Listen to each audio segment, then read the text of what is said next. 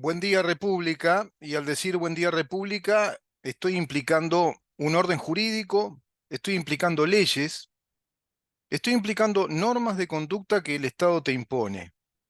El Estado te dice cómo te tenés que comportar en materia tributaria, los impuestos que tenés que pagar para estar al día con el Estado, que tiene el monopolio de la fuerza. Exactamente Maxi Pérez, que tenemos a nuestro compañero de trabajo, a ver, no queda bien decir nuestro otro, no queda, ¿no? Es el otro compañero de trabajo que tenemos en la semana, porque de lunes a miércoles está Ramón Villa. Y de jueves a viernes está Maxi Pérez. Que va avanzando mucho, Maxi, te digo, ¿eh? Está estudiando más que vos, me parece. Sí, porque ayer me explicó los principales exponentes de la Escuela de Viena, que es nada más y nada menos que la escuela económica que desarrolló definitivamente la teoría económica que ya había desarrollado el eminente Adam Smith a través de su tratado espectacular que se intituló Del enriquecimiento de las naciones. Y ahí habla de la mano invisible, incluso es una frase simplemente que aparece en esos textos. Hay una obra editada, la primera edición y segunda edición, son 3 tomos, bastante voluminosos, muy interesante. Es una postulación ya desde la teoría científica de la economía, con cálculos matemáticos, ¿eh? Ya de Adam Smith. No se crean que Adam Smith era un incipiente economista, sino más. No, no, formula todos los basamentos, todos los principios de lo que es la economía de mercado sobre la base de la propiedad privada. Y claro, Ramón Villa me habló de los que profundizaron esa teoría del punto de vista matemático y lógico matemático. Concibieron los integrantes de la Escuela de Viena, desde su fundador, Karl Menger, que había que desarrollar, bueno, profundos estudios matemáticos y lógicos matemáticos de la economía para hacer los cálculos correspondientes y establecer con claridad teórica científica, bueno, el conjunto de variables y de componentes que tiene la economía, que es una compleja red de mecanismos de la conducta humana en el ejercicio libre del intercambio de cosas, del intercambio de bienes, del intercambio de servicios, en lo que hace a un escenario social sumamente importante, un escenario tan vital como el aire que respiramos, que es el mercado. El mercado es el escenario en el cual se plantean las ofertas y las demandas de una enorme cantidad de productos, de una diversidad muy amplia de productos, que a su vez entran en competencia según sus calidades, sus precios, se van contextualizando de acuerdo a la calidad-precio de un bien de consumo, de una tecnología, de insumos para la producción en el mercado de negocio ya de los industriales o empresarios que necesitan abastecer sus industrias con los implementos tecnológicos adecuados. Un mundo maravilloso el de la economía cuando es entendida desde el punto de vista científico y es aplicada como el sustento de las políticas económicas de un Estado. Eso es lo que hacen los estados desarrollados, por eso son desarrollados, porque imprimen a sus políticas económicas, bueno, una cuota aparte muy importante, prácticamente te diría que entre el 90 y 95% están sustentadas en lo que los economistas de buena formación científica le indican que hay que hacer, y de ahí que se desarrollen de acuerdo a estos parámetros básicos. Y en eso Ramón Villa avanzó muchísimo. Me hablaba de Ludwig von Mises, porque yo mencioné, viste, Maxi, a Friedrich Hayek, que es el eminente, gran teórico premio Nobel en economía, doctor en economía y también con carrera universitaria en grado de catedrático de filosofía de la economía y filosofía política, devenido incluso en un teórico de Estado, liberal, claro, liberal. Y me habló también de Rostow, mirá vos, no sabía que conocía a John Rostow, y me habló también de otro economista, Schumpeter, claro, que integró también la Escuela de Viena. Y Schumpeter fue un gran economista, incluso un crítico en su última etapa.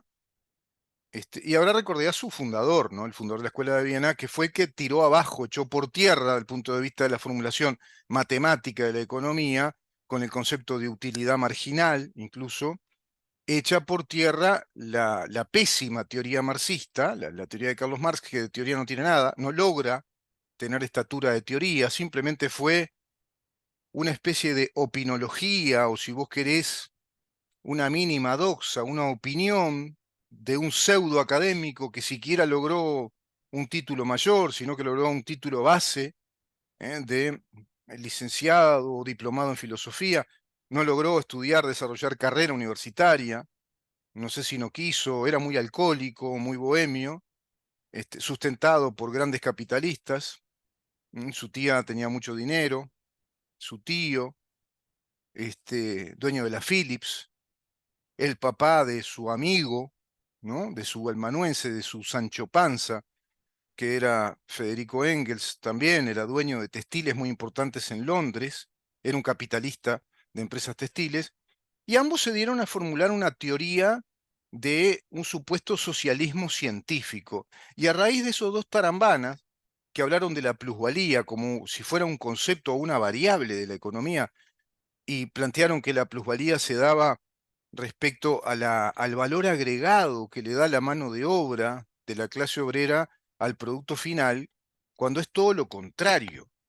La mano de obra con el salario que se le debe pagar como corresponde a cada trabajador, a cada obrero, como somos todos nosotros, somos trabajadores de cada una de las actividades que desarrollamos de acuerdo a nuestra formación, a nuestras capacidades, a nuestros talentos innatos, si te gusta también decirlo así, maxi talentos innatos que tenés que desarrollar además. Lo que somos un factor de costo necesario, imprescindible factor de costo, como lo es la tecnología a aplicar para elaborar un producto, como lo es la maquinaria, como lo es el establecimiento fabril que tenés que tener para instalar todo el parque tecnológico de maquinaria para producir, qué sé yo, alimentos en serie, para producir autos, para producir licuadoras, batidoras, ¿no? Lo que sea. Necesitas una infraestructura, necesitas capital, formar capital. Eso es lo que hacen, por ejemplo, las AFAPs con el sistema de capitalización de los ahorros de 1.600.000 uruguayos, que reúnen un volumen de dinero, perdón, y de modo espontáneo la sociedad uruguaya funciona solidariamente, no desde el bla bla bla de la solidaridad comunista, no desde el bla bla bla de somos el gobierno del pueblo, no desde el bla bla bla de que gobernamos bajo el interés de la clase obrera cuando hacen todo lo contrario, empobrecen la clase obrera, como lo harían si este plebiscito aberrante, que es un atentado contra nuestra constitución, contra nuestra nación, si sale exitoso, bueno, es una bomba atómica a un mercado laboral de miles de personas, es una bomba atómica a un mercado de propiedad privada de 1.600.000 uruguayos prácticamente, de la propiedad privada de 3 empresas privadas que trabajan legítimamente hace 28 años, es tirar una bomba atómica, romper con todo ese círculo venturoso, virtuoso de producción de capital que se da en ese escenario natural de la oferta y la demanda y de la formación de capital.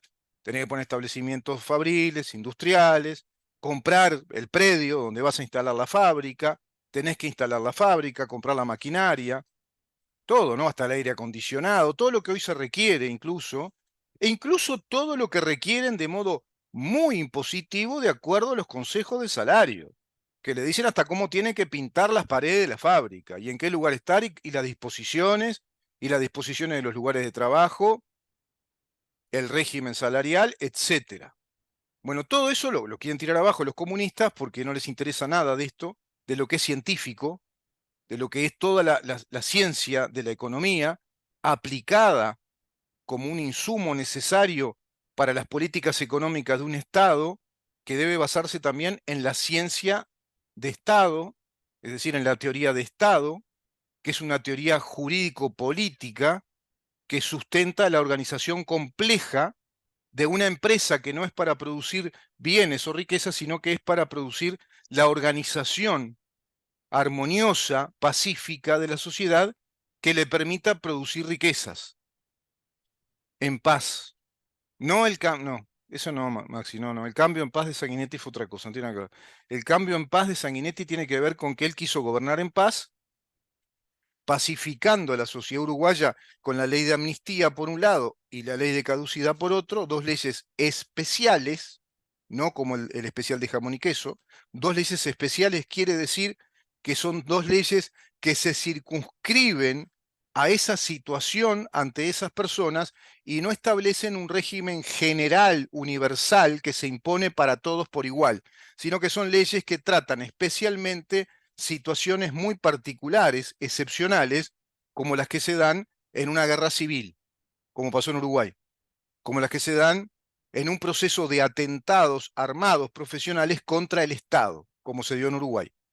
Entonces, una vez que se salió hacia la democracia, en un parto, yo te diría, muy dificultoso, prácticamente mal parida, la democracia uruguaya, con un partido político, uno de los partidos fundacionales del Uruguay, que no participó de las negociaciones en aquel pacto del Club Naval, directamente no estuvo presente uno de los partidos que integran toda la historia del Uruguay, que hoy es gobierno, fueron los demás, salió con, bueno, líderes proscriptos, y sin embargo se habilitó al otro periodo democrático a todos los terroristas contra el Estado, todos los que atentaron de modo organizado, profesional, armado, que atentaron contra el Estado, que pugnaron por establecer un régimen comunista en el país, queriendo derribar a través de un golpe de Estado o por la fuerza militar a nuestro Estado de Derecho, se convirtieron en políticos de carrera profesional política al extremo de que un delincuente, uno de los principales delincuentes, como lo fue y lo es José Mujica, el que hoy se queja de que dicen que estoy bien, pero estoy destrozado acá. Y está destrozado porque tu vida fue un destrozo, Mujica. Toda tu vida fue un desastre, un deterioro total, un simulacro de pensador cuando no pensás nada. Tenés un pensamiento más limitado que el de un borracho de boliche que capaz que estudió algo y medio borracho algo le inspira esa borrachera sus ideas y dice alguna cosa coherente. Vos no decís nada coherente. Lo único coherente que dijiste es lo político por encima de lo jurídico. Claro, porque esa la tenés clarísima. Que tenés que imponer tu revolución de siempre, porque vos jamás te arrepentiste de lo que hiciste, jamás te arrepentiste de la gente que te llevaste puesta. Hoy te quejás de que te está destrozado, me estoy despidiendo, estoy en la tapa. ¿A cuánto despediste vos, Mujica? ¿A cuánto vos tomaste la decisión como un dios criollo, particularmente burro, tomaste la decisión de matarlos, de eliminarles la vida? ¿No te pesa eso en tu conciencia? ¿No te interesa para nada eso? Y además seguís haciendo lo mismo. Destrozaste al país, en tu gobierno se dio toda esa retaíla, se dice, es decir, esa lista como de chorizos, ¿viste? La lista de los chorizos cuando vas a un almacén de barrio, ya no quedan, es en las pulperías, ¿te acuerdas la lista de chorizos? Este, llenaba de mosca, el mosquerío, chorizo. Bueno, vos metiste un montón de chorizos, que son un montón de leyes, que directamente son terroristas, son un atentado contra nuestro Estado de Derecho. Lo que no pudieron hacer por las armas, no pudieron llegar a ese nivel, a ese extremo, lo hicieron por la pluma, lo hicieron a través de la legislación, porque por la legislación también se puede legislar terrorismo, se puede legislar delito, crimen, y ustedes lo hicieron. Y tenemos algo así como 14, 16 leyes que son enteramente inconstitucionales. A ver si me explico. No hablamos de leyes que tienen alguna disposición inconstitucional, que en su espíritu es constitucional, pero el legislador le erró, chamboneó, se equivocó, y hay algunas disposiciones, es decir, algunos artículos que entran a rechinar en relación a la Constitución, que es la única fuente legitimadora de la ley. La única fuente que le da valor jurídico, fuente de juridicidad, se dice en la ciencia del derecho, Mujica, es la Constitución. Por eso los estados de derecho están construidos sobre una base piramidal, es decir, sobre un orden de jerarquía de normas, y en el vértice de la pirámide, hacia arriba, como las pirámides de Egipto, ¿viste? Bueno, en el vértice de esa pirámide hay una norma madre, es la que inspira toda la pirámide, es a la que toda la pirámide se debe, es la Constitución. Los romanos le decían lex suprema, supremum lex, in cogito imperi iuris. Así era la frase total de los sabios romanos. Es decir, es la suprema ley en el conocimiento del imperio jurídico cuando construís un Estado de Derecho, una república. Una república necesita ser un Estado de Derecho, si no, no es república. Una democracia republicana necesita Estado de Derecho, si no, no es una democracia republicana. Bueno, ustedes, desde tu gobierno en particular, ya Tabaré Vázquez también lo hizo antes, pero tu gobierno aceleró el proceso revolucionario terrorista contra el Estado de Derecho. Sí, claro, se tiene razón Maxi, con la complicidad y la coautoría de todos los legisladores de aquel momento que integraban al Partido Nacional, Partido Colorado y Partido Independiente. O son una manga de papanatas, o todos pactaron con el Partido Comunista y el MLN, que es el brazo armado histórico del Partido Comunista. Porque el Movimiento de Liberación Nacional es una teoría del Partido Comunista Internacional. Crear movimientos de liberación nacional a modo de una propuesta más abarcativa, más nacionalista, instalando la mentira de que van a liberar al pueblo de los malos capitalistas, de los especuladores, de la burguesía que someten al empobrecimiento de los pueblos. Vienen con una trasnochada idea de dos pavos, de un borracho y un alcahuete del borracho, que eran Marx y Engels, que tuvieron que retractarse cuando empezaron a escribir los economistas la economía de verdad. Y le explicó Karl Menger, en su primer libro, el Tratado de Introducción a la Política Económica, que el concepto de plusvalía no tenía ningún asidero en la realidad económica y no tenía valor de componente ni de variable, porque el trabajo es un factor de costo, no es un valor agregado. ¿Qué valor agregado tenés en el trabajo?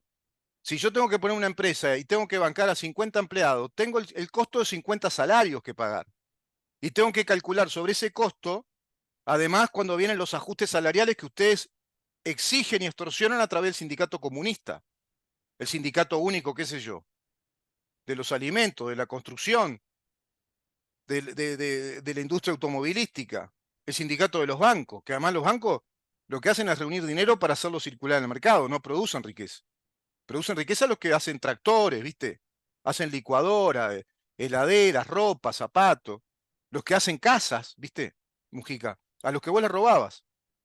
Entonces estamos en ese país, estamos en el país de los ladrones que robaron, mataron, cometieron todo tipo de delitos y sin embargo les estamos pagando 1.200 millones de dólares ya con un montón de leyes reparatorias, indemnizatorias, todas ilegales e inconstitucionales, y ahora nos quieren meter un plebiscito que diga que le van a robar a la SAFAP y a 1.600.000 uruguayos, le van a robar la propiedad, le van a robar todos los derechos adquiridos de propiedad, le van a robar además el mercado, le van a robar todo ese mercado que va generando dinero, que produce dinero, para llevarlo al monopolio de una entidad que lo único que hace es producirnos deuda, produce gastos.